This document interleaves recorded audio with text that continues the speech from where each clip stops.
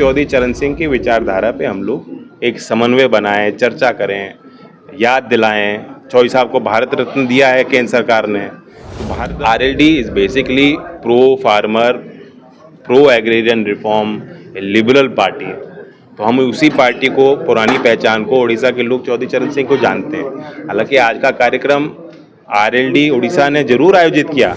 नहीं, आईटीआई में देश में 9 लाख बच्चों ने इस साल इम्तिहान दिया है। 14,500 आईटीआई पूरे देश में संचालित हैं और मुख्य तौर पर गाँव के क्षेत्रों में, ग्रामीण क्षेत्रों में हैं। तो ऑलरेडी बहुत सारे बच्चे उसमें गाँव के ही जुड़े हुए हैं। मैं जब आता हूँ तो आप उड़ीसा का तोहफा मांगते हो। नहीं, बहुत अच्छी बात है। पूरे देश के नौजवानों के लिए 60,000 करोड़ की परियोजना पे मोहर लगाई। प्रधानमंत्री जी ने लॉन्च किया बीते दिनों में। विज्ञान भवन में एक खास फंक्शन हुआ और मैं आपको बताना चाहता हूँ कि कभी कभी पर्दे के पीछे की क्या चीज़ें होती हैं। जब डिज़ाइन हो रहा था कार्यक्रम, क्योंकि प्रधानमंत्री जी अपना समय दे रहे हैं, आईटीआई के टॉपर्स को वो खुद सम्मानित करना चाहते हैं, तो हमने 46 बच्चों को चुना। तो जब नाम हम चिन्हित कर रहे थे, कार्यक्रम बना रहे थे, तो मुझे खुद महसूस हुआ कि प्रधानमंत्री जी खड़े रहेंगे और 46 बच्चे एक एक करके आएंगे, बच्चे आएंगी, काफ़ी वक्त लग जाएगा। क्या प्रधानमंत्री जी इतना समय देना चाहेंगे? तो वहीं पीएमओ ने खुद उसको कहा कि नहीं, इतना समय हम जरूर देंगे, और पीएम ने सबकी पीठ थपथपाई। बड़ी बात होती है, ये सिर्फ 46 बच्चों का सामान नहीं, जो 9 लाख बच्चों ने इस वर्ष इम्तिहान दिया, ट्रेड सर्टिफिकेट लिया, ये उनके सम्मान में एक बड़ा काम किया है। 60,000 करोड़ रुपए इस देश में कभी भी आईटीआई में नहीं लगाए गए। ये निवेश राज्य सरकारों के माध्यम से होगा, ये निवेश उद्योग जगत के सहयोग से होगा और केंद्र सरकार की परियोजना के तहत होगा। इसमें भी उड़ीसा की बड़ी भागीदारी है। एक तो जो 5 सेंटर ऑफ एक्सीलेंस बनने हैं, उसमें एक भुवनेश्वर एनएसटीआई को चुना गया है, और जो इंडस्ट्री के क्लस्टर होंगे उसमें भी उड़ीसा की बड़ी भागीदारी होगी, क्योंकि उड़ीसा में मैरीटाइम इंडस्ट्री का एक पोटेंशियल है, एग्री बेस्ड इंडस्ट्री का पोटेंशियल है, माइनिंग इंडस्ट्री यहाँ स्थापित है और काफ़ी अर्न करती है। और जो ट्रेडिशनल ट्रेड आईटीआई के हैं, plumbing, electrical trade, fitter, mechanic, जिसका सभी इंडस्ट्री में जो फिट बैठते हैं, वहाँ भी बहुत पोटेंशियल उड़ीसा के वर्कफोर्स का है। ऑलरेडी वो स्किल्ड हैं। गारमेंट इंडस्ट्री में यहाँ का बड़ा वर्कफोर्स है जो देश के गारमेंट इंडस्ट्री में काम कर रहा है। इन्हीं सेक्टर्स को फोकस करके हम आईटीआई के हब को विकसित करेंगे। RLD is basically pro farmer, pro agrarian reform, liberal party.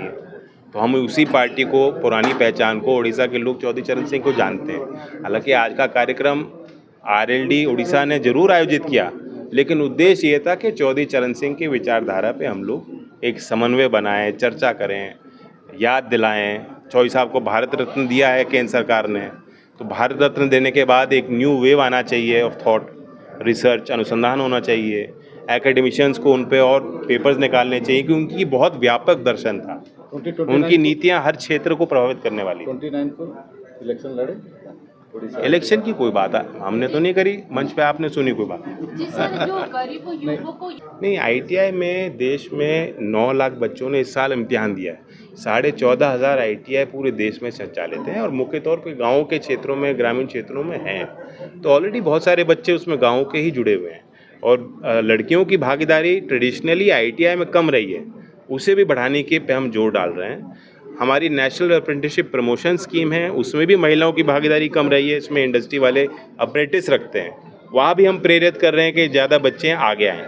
लेकिन मुझे खुशी है कि प्रधानमंत्री कौशल विकास योजना में इस बार जो 5.0 स्कीम लॉन्च हुई है, उसमें महिलाओं की अच्छी भागीदारी है, बल्कि 50% से ज़्यादा जो लाभार्थी वो महिलाएं।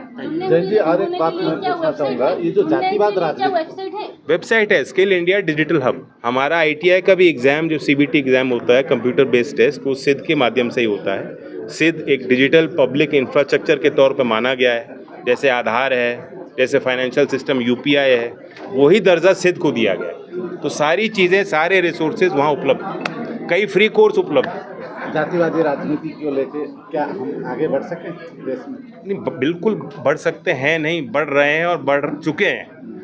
लेकिन कुछ नेताओं को इसका एहसास करना होगा जो हमें पुराने उस बंदिशों में बांध के रखना। चौधरी साहब जातिवाद के खिलाफ बोलते थे, क्या आज नेताओं में हिम्मत है बोलने की? आज हम सिर्फ कोटा पॉलिटिक्स पे ही जाके रुक जाते हैं, वही सीमा, वही सोल्यूशन है। End of all solution is just quota. Affirmative action is not just quota. ये शब्द मैंने रखा।